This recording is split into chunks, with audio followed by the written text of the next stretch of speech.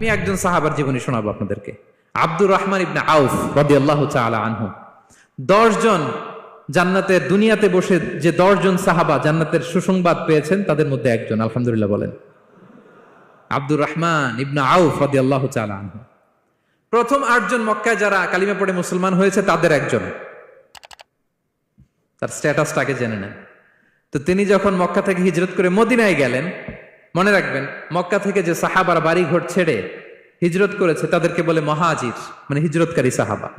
আর মদিনাতে যে সমস্ত সাহাবারা তাদেরকে রিসিভ করেছেন তাদেরকে বলে আল আনসার, মানে সাহায্যকারী সাহাবা। তো যারাই হিজরত করে মক্কা থেকে মদিনায় যেত, বিষ্ণু ইসলাম মদিনার কোন সাহাবীর সাথে তার ভাই পাতিয়ে দিতেন, আল মুআখাত, ব্রাদারহুড করে দিতেন, দায়িত্ব দিতেন যে তুমি এই সাহাবীকে দেখবে। তো আব্দুর রহমান ইবনে আউফ রাদিয়াল্লাহু তাআলা আনহু যখন হিজরত করে গেলেন, তার দেখভাল করার জন্য যে সাহাবীর দায়িত্ব পড়ল তার নাম হচ্ছে সাআদ ইবনে রাবিয়া, আনসারী সাহাবী রাদিয়াল্লাহু তাআলা আনহু। বিষ্ণু বললেন, সাআদ, আব্দুর রহমান ইবনে আউফ তোমার ভাই, ভাই বানিয়ে দিলেন। কি বানিয়ে দিলেন? তুমি তাকে টেক কেয়ার করবে, সে হবে তোমার মেহমান। সুবহানাল্লাহ। সাআদ ইবনে রাবি রাদিয়াল্লাহু তাআলা আনহু তিনি আব্দুর রহমান ইবনে আউফকে ডেকে নিয়ে গেলেন, ঘরে নিয়ে গেলেন মেহমানকে, এবং বললেন, ইয়া সাআদ ইন্নী আকসারুল আনসারি মালান। হে সাআদ, তুমি চিন্তা করো না, তুমি মনে করো না যে তোমার ভরণ পোষণ দিতে আমার কষ্ট হবে। আমি মদিনার সবচাইতে বড় বিজনেস ম্যাগনেট, সবচাইতে বড় বিজনেস ম্যাগনেট আমি। No tension, don't worry about it. Tension নিও না, আসো, তোমার জন্য আমার কি প্রপোজাল শোনো।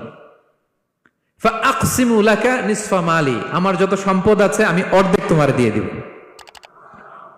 সুবহানাল্লাহ। এত আসতে আপনার বাড়িতে কেউ মেহমান হলে করতে পারবেন এরকম? আল্লাহ,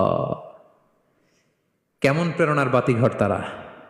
ফাআকসিমু নিসফা মালি, হে আব্দুর রহমান ইবনে আউফ, আমার অর্ধেক সম্পদ তোমারে দিয়ে দিব। এখানেই শেষ না, এরপর বলতে লাগলেন, আমার অনেকগুলো স্ত্রী আছে, তুমি কোথায় যে মেয়ে খুঁজবা, প্রস্তাব দিবা, এত ঝামেলার দরকার নাই। আমার কোন স্ত্রীকে তোমার ভালো লাগে বলো, তার যদি তোমাকে ভালো লাগে তাহলে প্রয়োজনে তাকে আমি ডিভোর্স দিয়ে দিব, তাকে নিয়ে তুমি সুখের সংসার করবা।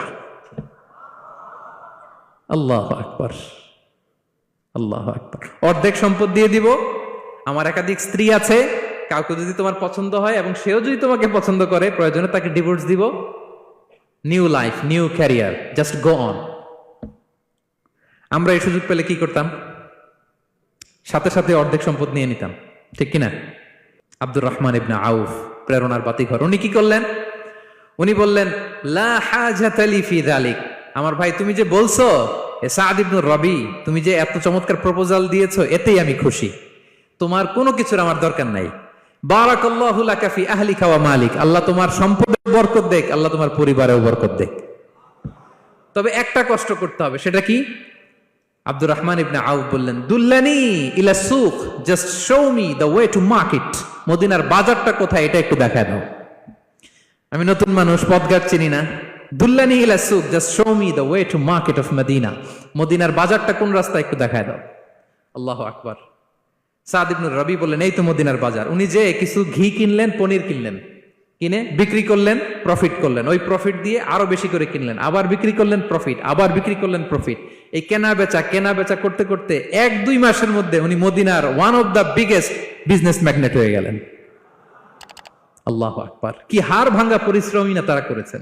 একেবারে রেডি ক্যারিয়ার ছিল, গেলাম সবচেয়ে বড় বিজনেসম্যানের অর্ধেক সম্পত্তি পেয়ে গেলাম। He didn't accept the ready career, rather he made his own path with his own Endeavour.